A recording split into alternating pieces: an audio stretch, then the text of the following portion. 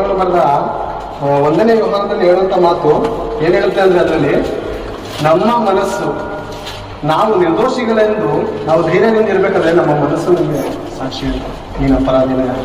ಅಂದ್ರೆ ದೇವರ ವಿಷಯದಲ್ಲಿ ನಾವು ಧೈರ್ಯವಾಗಿರ್ಬೇಕಂದ್ರೆ ಏನ್ ಹೇಳುತ್ತಂದ್ರೆ, ನಾವು ನಿರಪರಾಧಿಗಳೆಂದು ನಮ್ಮ ನಮ್ಮ ನಮ್ಮ ಹೃದಯ ಏನಾಗುತ್ತೆ ಅಂದ್ರೆ ಧೈರ್ಯ ಕೊಡುತ್ತಂತೆ.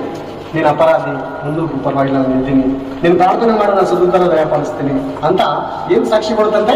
ನಮ್ಮ ಮನಸ್ಸು ಸಾಕ್ಷಿ ಕೊಡುತ್ತೆ.